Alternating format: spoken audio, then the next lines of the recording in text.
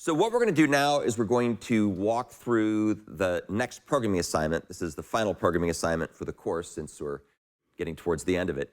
And the purpose of this third assignment is to deepen your understanding of how to develop asynchronous microservices using a combination of Spring WebFlux and the Project Reactor reactive parallel programming features. In particular, we're going to apply the ParallelFlux reactive type to implement a microservice that provides movie recommendations to clients in parallel by leveraging multiple processor cores. So at long last, we finally got to one of the main goals of the course, which was to show you how to implement a recommendation engine, which is really cool. As we've seen up to this point, the code we're going to write here doesn't really have a fancy schmancy GUI, and it runs as a Spring application, and it's got both an integration main program, so you can start up the services and then run a test program and watch all the magic happen. And it'll also have a whole bunch of unit tests. You'll be graded on the unit tests. Obviously, use this main program and the unit test to see if your solution's working and to debug it if you have problems. There's some resources that could be helpful. There's a couple of overviews of ParallelFlux that appear at these links. And of course, we're going to cover the topics here later today, and that'll be in the playlist here shortly. So this project is packaged up using IntelliJ. It's written in Java. As always, it demonstrates a whole pile of cool WebFlux and Project Reactor features, but you only have to focus on a couple of directories here. So the main ones are client, where you're going to have to add some extra proxies for the client side, like you've been doing. And the other is the recommendations module, where you're going to actually implement the microservice that uses the ParallelFlux features in order to be able to give the recommendation engine its parallel boost. In addition, you're going to have to copy over some of the stuff from assignment 2C. We're finally at long last jettisoning. We're getting rid of the mechanisms for movie EX. That's going to be graded as part of assignment 2, so we won't do any more with that. But you do have to have your database microservice implementation, because we're going to tweak it a little bit to add caching and a few more things. Make sure you don't overwrite the tests. Just copy over the parts that provide the solution. So there's a bunch of things you got to modify. As always, please don't change the skeletons. Just fill in the to-do tasks. Don't delete them.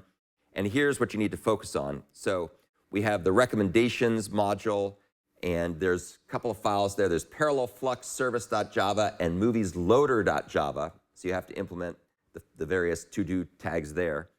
There's also client, where you have to add some support for the proxies using the declarative HTTP interface mechanisms that we've talked about. You've got to add one for the ParallelFlux microservice and a few other things that relate to that. Then there's the database field, or database module, where you have to update various fields and methods in database service.java to add support for returning and caching map objects. And this is super duper cool and really fun, and it'll illustrate and deepen some of the things we just talked about in terms of caching. There's a few other little minor things. You got to add support for the factory methods in the client beans.java file, so we can create a ParallelFlux API instance to use as the client-side proxy. And then you have to copy over your solutions in the movies.java file, movie.java file. I might have missed one or two things, but as always, you can see through IntelliJ where your to-dos are.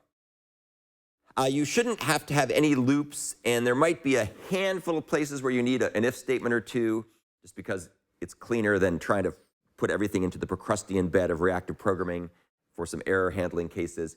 But in general, please try to use functional programming features and reactive programming operators. Again, as always, you have to pass the tests and address my review comments. Make sure you comment your code or it won't be reviewed.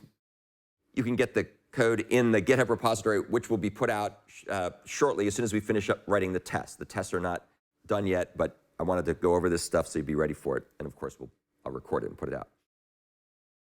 There's a lot of tests. There'll probably be close to 100 tests that run when all is said and done. So make sure that you run those, that you do that by going on task verification check.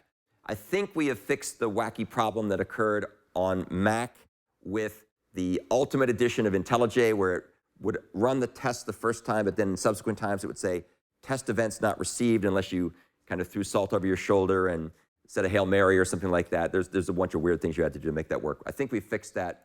That's clearly a bug in the Ultimate Edition of IntelliJ, because it worked fine when using the Community Edition for some God knows what reason. As always, there's more to doing things and just passing tests, so make sure you look at the code and respond to the comments that I give you through the review and assessment process. So this assignment is really kind of the capstone, if you will, of all the things we've covered about developing asynchronous microservices using Spring WebFlux and Project Reactor. In particular, it's parallel reactive programming features, which we will talk about in a second. There's tons of stuff here. If you really want to see how to implement the recommendation engine, you should take a look at some of the things that I provide you in the skeletons where you don't actually have to implement them yourself. But there's a lot of really, really cool stuff in there. And the actual code isn't too bad, but keeping track of all the different pieces is a little tricky, and you'll have to get used to using parallel fluxes, which can be a little daunting at first because they make you stand on your head to do everything. But make sure you start early, come to class, come to office hours, and/or post questions on the discussion forums so you can get this thing done successfully. So we're now in my IntelliJ project for this particular assignment. And as you can see, there's still a bunch of folders, some of which you have to be concerned with, some of which you don't. So you'll have to be concerned with client. You'll have to be concerned with a little teeny bit of common, a little part of database. The main focus is on recommenders. And then, of course, we've got Eureka and Gateway and testing and timer that provide other services. By the way, by the time all is said and done, we'll have, let's see, we've got the Eureka microservice, which you use but don't implement. We've got the Gateway microservice, which you use but don't implement. We'll have the timer microservice, which you use but don't implement. You'll have the database microservice, which you implement. And you'll have the recommenders ParallelFlux microservice, which you also implement. So there'll be about 5 microservices running around here, which is kind of fun, and it gives you a sense of a bit more scalable style of writing applications than we've looked at so far. So let's start off with the most important part, which is recommenders. So you click down here, and you'll see that there's a whole bunch of stuff here. I'm going to focus on just 2 parts of it. Let's take a look first at Movies Loader. And so the Movies Loader is going to be used by the server beans. And what's going to happen here is when the program starts up, it's going to get a movie map. And that movie map is going to be obtained through this bean, this factory method. And what it's going to do is it's going to say, hey, Movies Loader, load the movies from the database. This, of course, illustrates the fact that the database has to be up and running if you want to do this. There's a run microservices configuration script that will start everything in the right order. If you use it, which you're welcome to do because it's super cool to see how this all works, be aware that it takes a while for these microservices to start up.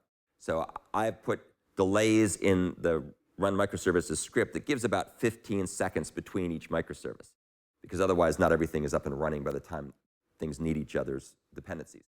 And this is one example of that. So the Movies Loader, load movies from database, is only going to work if the database is up and running and ready to receive requests.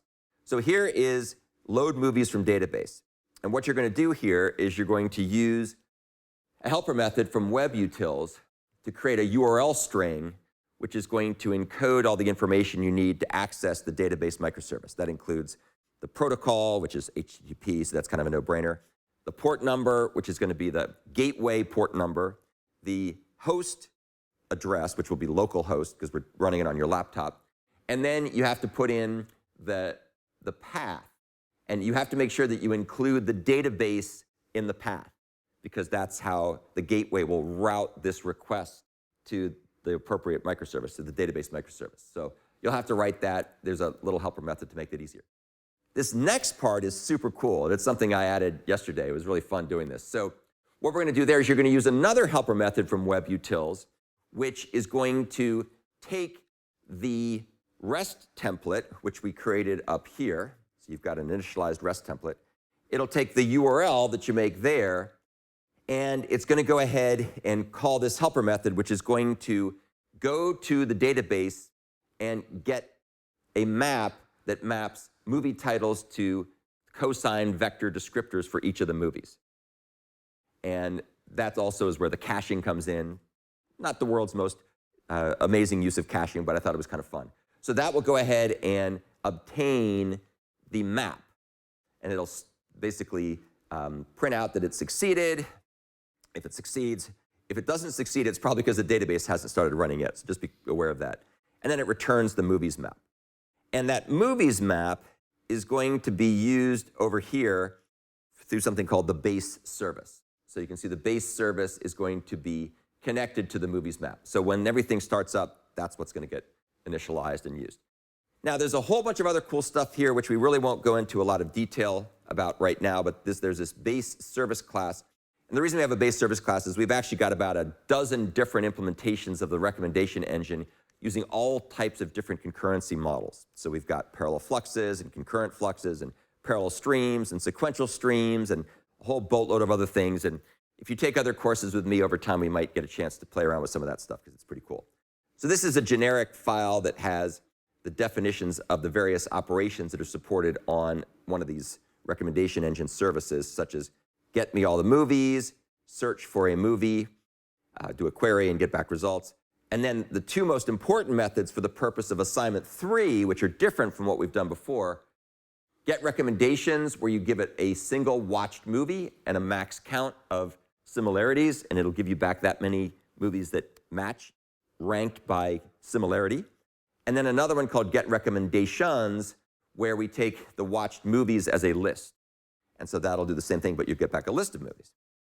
Or sorry, you'll give it a list of movies, and it'll figure out which ones are similar to that grouping of movies. So let's go down here now and take a look at the ParallelFlux application. I'm still working out some crazy issues with multiply defined beans, which you don't have to worry about because we're not going to put that in the code right now unless we can figure out how to do it. But this is where we start the ParallelFlux application, and that's the microservice. Here's the controller for non-timed operations. And again, you'll see we're still trying to come up with some clever ways to refactor that, which we will eventually figure out, but it doesn't matter. You don't need to do it for this assignment. So the ParallelFlux controller has an application context and an auto-wired service to the ParallelFlux service. And then it's got the various operations that we need. So it has a way to get the ID, which we use for some really cool stuff to keep track of things for timing. And we've got something that Spring Eureka can use, or the Netflix Eureka can use to figure out whether we're still alive. And then we've got the various endpoint handler methods. And they do what they normally do. They're annotated with get mapping or post mapping, annotations with path names, and then we delegate to the service. So we can get all the movies, we can search for all the things that map a given query string, and then we've got the recommendations methods here. And as you can see, nothing particularly interesting or profound there, so I won't spend a lot of time on the controller. I will point this out, though. We also have a timed controller. So I've split the controller up into two parts. We have the part that are the non-timed methods, and then we have the part that are the timed methods. And you can see what we do here is we use request mapping in order to have a timed value inserted into the path. So anything that has the word timed in the path will be directed to this controller. And what we do is we have a field that's the non-timed controller. We have an instance of a really cool runtimer class that will then magically direct the calls to the timer service to record how long they take to run. This is absolutely brilliantly cool. I didn't think of this. My friend Monty thought of this. I came up with the idea. He came up with a cool implementation. And here's what it does. So the all movies timed method, which is what happens when you give the timed request from the client side, goes ahead and gets the ID of the controller and then puts the name of this particular path in that ID. So that's going to be used as a key for the timer service to keep track of how long it took for this particular method to run. And then what we go ahead and do is we forward to the actual non-timed version of this method, and this call will record how long it took for that method to run, and it'll go send that over to the timer service, which will then record it in its internal data structure, so that when we're all done, we can go and ask the timer service, how long did the method calls take to run? So it's a really nice way of unobtrusively keeping track of the time. So we have the all movies timed, we have search timed. You can see that they all basically do the same thing. They go ahead and forward to the underlying non-timed method, and then they keep track of how long it took for that to run, and then they send it on to the timer service. So those are what the timer controller stuff does. Again, we provide that for you. Now let's take a look at what you actually have to do. What you have to implement is the ParallelFlux service, and this, of course, is what's going to implement the recommendation engine using ParallelFlux features. So this extends the base service with the return types being fluxes of things called rankings. So what is a ranking? So let's go take a look at what a ranking is. So a ranking is a DTO, which is just a data transfer object. It's used for other things too, but that's one of the things it is. And it keeps track of a movie title and the cosine similarity value. What we're going to do here is when we do the comparisons between a movie or movies that you've watched and the database of movies, we're going to go ahead and figure out, using the cosine similarity index algorithm, which movies have the highest relationship or highest correspondence to the existing movies in the database. And you'll get back a score for each movie title. It'll give you the movie title and then how well it scored. And we sort them, but you can also go and see how close it was. So the higher to 1, the more it's likely to be something that you'd want to watch. The lower scores mean, maybe you don't want to watch it, assuming that you are depending on what you've seen before. So that's what the ranking object is. It's also got a whole bunch of other stuff in it as well that we need in order to do sorting and comparisons and stuff like that. So that's what ranking is. That's what you get back. So get all movies. That's the first thing you have to implement. And what you'll need to do, it's actually really cool. You're going to need to take the movies map and get the key set from that. And the movies map's key set, of course, is a bunch of strings, because that's what you get when you suck in the database containing the movies and their vector cosine similarity vectors. And then you're going to have to convert that into a flux of rankings. And there's a class called the converters class, which is over here in the, let's see, converters class, I think, is over in common. There we go. So here's the converters. And these are little helper methods that go back and forth between various representations. So if you've got a collections of movies, then this will convert that into a list of strings. Likewise, if you've got a collection of rankings, we can turn that into a list of the titles.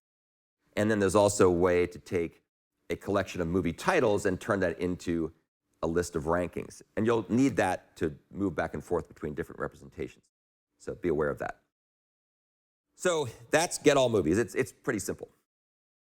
The search method is a bit more interesting. So first of all, we're going to be using parallel fluxes. And what you typically do with a parallel flux is you start out by making a flux.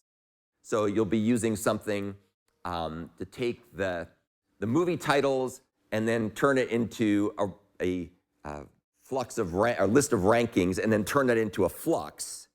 You'll then convert that flux to a parallel flux. We'll talk about how to do that here shortly. Then you run each of the rails in the parallel flux in the parallel thread pool. We've talked about different types of thread pools. There's a parallel thread pool. There's a bounded elastic thread pool. You'll use the parallel thread pool because that's intended for CPU-intensive computations or CPU-bound computations or computation-bound computations. Then what you'll do is you'll only keep the titles that contain the search query, ignoring the case. So this is the query. Once you've got all the movies that are available, you're going to go ahead and only keep the ones that match the query. You'll then convert the parallel flux back to a flux. And then the last thing you'll do is you'll sort the results by title in ascending order, and then you'll return that result as the flux. So that's what search does. Pretty straightforward use of parallel fluxes, not a whole lot of sophisticated stuff here, just a good warm-up. So I would probably start by doing the get all movies method first, followed by search. Now we're getting into stuff that's a lot more interesting. So these are the recommendation methods. And you can see what this is going to do is it's going to take in a single watched movie and a count of how many movies you want that are similar to that movie. And then it's going to go ahead and use the database, the map that we got from the database, in order to find the recommendations. So the first thing that you need to do is this is like one of the very few places, maybe I think there's a couple of places where you you have an if statement or something else that's not in a nice little stream, the first thing you need to do is you need to check that the watched movie exists in the database, in the movie map, which is a projection, an in-memory projection of the database. And if it's not, if somebody says, I would like to see a movie that's similar to something that the database doesn't know anything about, then at that point we return an empty flux. And then once we've got that check out of the way, and that's, again, like one of the few places where you actually have an if statement here, the next thing we're going to do is we're going to create a local flux variable that's initialized using some steps. There's a helper method to get the vector portion of the input movie. There's a method you can use to get the vector portion. And then you'll create a parallel flux stream that contains all the entries in the map. And there's a method down below that can do that for you. So what we're going to do is we're going to get back a stream of all the entries that will run in parallel. And then you're going to go ahead and filter out the watched movie from the flux stream. So we're going to take all the different things and we're going to get rid of the watch movie, because we don't want to have a match come back and say, oh, if you like Star Wars A New Hope, you should watch Star Wars A New Hope. You already know that you like that movie, so we got to get rid of that one. And then we convert the parallel flux back to a flux. And the reason for that is that parallel fluxes have a subset of operations that fluxes do, and we need to do some other stuff on this. And then the last thing we're going to do is we're going to call a helper method that returns the top max count recommendations in the flux of entries. And I'll give you a hint as to where to go find that. That is over here in get top recommendations flux. And there's a couple of different things. You'll have to figure out which one to use. And these are really, really clever. So what they're doing is we come in with a flux of rankings. And what the rankings are is going to be a flux stream of ranking objects that have the movie titles and the results of doing the cosine similarity index computation on that movie compared to every other one. And so what we're going to do now is we're going to basically go ahead and get the top K of these things. So if you've got a stream of this stuff, we want to get the top K, where K is the max count in this case. And there's a super cool method over here. This one is based on get top K. So it uses a heap data structure. And you should actually have, if you remember your data structures class, a heap is a partially ordered, almost complete binary tree.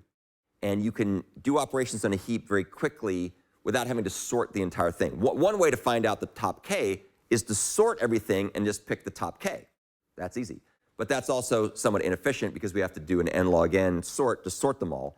All we want is the top K of them. And so we can use a priority heap to do that, and this is or priority queue, and this is the code that does this. And it's really clever. What it does is it basically builds up this heap as you give it data, and it only keeps the top K elements. And so anytime something else comes along that's higher, the lower one will get evicted, and it just keeps track of the top K. So it takes less time to run than doing a complete sort.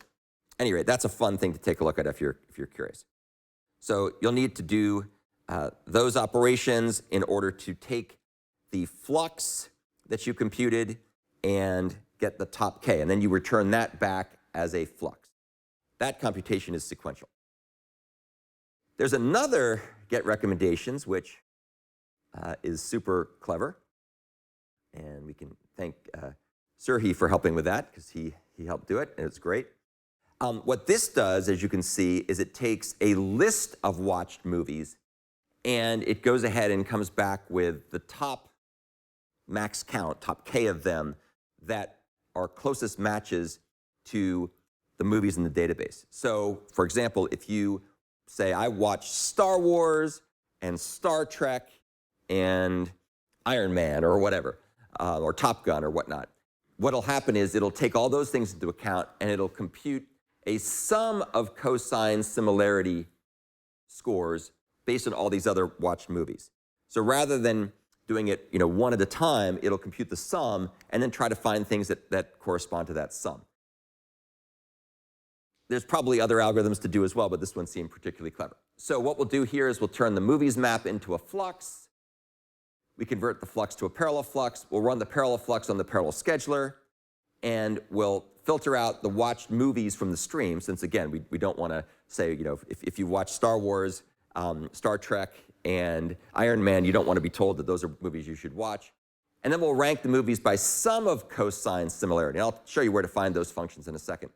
We convert the parallel flux back to a flux, and then we go ahead and return the, make another call to get the top max count recommendations. So again, those are the things you'll be doing there. There's yet another method here called compute recommendations parallel flux. What that does is that takes a given vector for a particular movie, and it converts the movie's map to a flux, converts the flux to a parallel flux, runs the parallel flux in the parallel scheduler, and then it'll call the cosine similarity helper method to create a new ranking object. And so we're going to take a look at those methods. All of those methods are available over here in cosine similarity utils. And I debated having people write these. You can take a look, and there's some implementations that do this stuff. I ultimately decided that this was just pretty basic stuff, and it would not be that interesting to implement. But what it essentially does is it will take two lists of doubles and then decide based on a parameter whether to run them in parallel or not. And if it's in parallel, then it'll turn the list into a parallel stream. Otherwise, it turns it into a stream. Then we go ahead and we multiply each item together, either sequentially or in parallel, and sum them up. So that's the first list. Then we do the same thing for the second list. And then we compute the dot product in parallel if requested.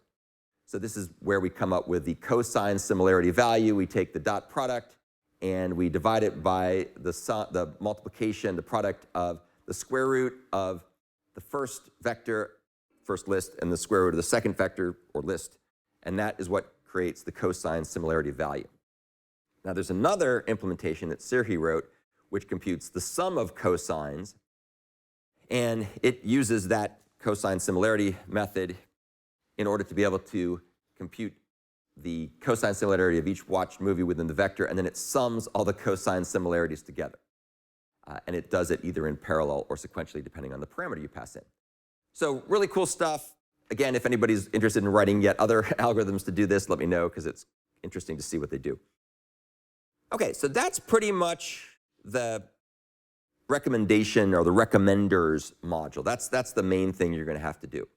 Let's take a look at a couple of other things that you'll have to do as well. So something else I mentioned, the database. A lot of this is going to be identical to what you did before. The main difference is going to be that we've added a new method, or two new methods, to the controller called getMoviesMap. And getMoviesMap, as you can see, forwards to the service to get the movies map, and it returns a map that maps strings, which in our case are the titles of the movies, to lists of doubles, which are the cosine similarity vectors. So if we go take a look at getMoviesMap, this is what you have to write. And it's really cool. So what it does is you'll use the repository to get a list of all the movies. You just do a normal call to get the list of all the movies. Then you'll convert that list of all the movies into a stream of all the movies. And then you'll have a collect call, which is the terminal operation, that uses a collector, it uses the toMap collector, that collects the results into a tree map. So you'll have to go figure out how to do that. It's not too hard. But what we're basically doing is we're using a tree map, because tree map will keep everything sorted.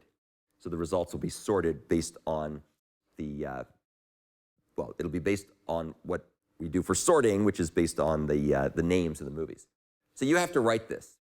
And the other thing you have to do here is you have to add the annotation to make this be cacheable, and to be cacheable in the movies cache. Movies cache is a symbolic constant that I defined. Hint, super easy. But that's the point. So this is going to be cached. So what that means, as we saw before, is the first time it gets called, it'll compute that movies map, but that movies map doesn't change. So it's a perfectly good candidate for caching. So it'll go ahead and give back that data. It's stored on the server side, and any other subsequent calls that come in for this, we'll just go ahead and return the cached values.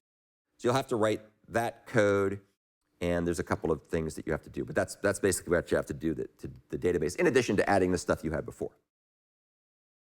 Over on common, the only thing you have to do there is just copy your stuff for the movie class, the entity class. That should all be very familiar by now. I think everybody's doing a good job of that. And then the final piece of the puzzle here is over on the client part. And so what you'll have to do here is you'll have to fill in the HTTP interface mechanisms for the ParallelFlux API. ParallelFlux API is the declarative proxy to that ParallelFlux microservice we saw. And you'll basically have to fill in the proxy methods that will get all the movies, search a movie, do the recommendations for one movie, and do recommendations for all the movies. Again, oh, and then also do the timed versions as well. Not particularly hard. As you've seen by now, it's kind of paint by number. Once you know what the controller methods look like, it's easy to do that on the client side. Just make sure that almost all the annotations are the same, except these guys use the @getExchange and @postExchange rather than @getMapping and @postMapping. And I discovered that out the hard way because I mistakenly copied one of the wrong ones over there and my code was blowing up, and it took me a minute to realize that that was, of course, a mistake. And you'll notice that we put in the HTTP exchange here so that we'll go to the ParallelFlux. You also have to, in addition to filling in stuff you've done before, the database API will also require you to add a retrofit call that will get back a map. So you'll have to do that small change. Not a big change, just a way to get the map back. And then we have the recommender async proxy. This is necessary, this class is necessary because, unfortunately, HTTP interface does not support dynamic path updates, so you have to kind of do a bit of a workaround here. So the recommender async proxy has an auto-wired ParallelFlux API instance, and then we just write little proxy methods that take a look at the strategy name that's passed in here and the value for timed, and then does the right logic to call the appropriate method on the ParallelFlux API. So just a little bit tedious, but by no means a hard thing to do. So that's the other piece you have to fill in. And then, of course, for all this to work, you have to add in all the, whoops, get rid of this. We don't want that. We don't need to have I got rid of the async stuff here because it's unnecessary. In fact, let's get rid of this too, now that I'm looking at it. The async database stuff is not used in this project. And the main thing you have to do here, in addition to copying over your other factor methods, is you have to make a new factor method that will make the ParallelFlux API, which will look very much like the other things you did with HTTP interface. So I think that's basically it. As you can see, there's a lot of pieces, but a lot of this is refinement of what you've done before, the main exception being writing the code to invoke the operations to do the recommendation engine in parallel using ParallelFlux. Now that we've walked through the specifications and the skeletons, let's go ahead and show how to run the tests. So as always, you come over to the Gradle tab, click open on assignment 3, go down to verification, and double-click on check, and that will start building and running all the tests. Now, just a quick note, we're only putting out a few tests initially just because I want to get this assignment up and running. We haven't finished all the tests yet. Those should be done in a few days. So please go ahead and take a shot at getting the tests running that are here, but they don't test all the stuff that's new. So we've got some other tests that'll be coming along shortly that'll do more extensive testing. So when those tests are ready, then you'll go ahead and do another pull from my repository.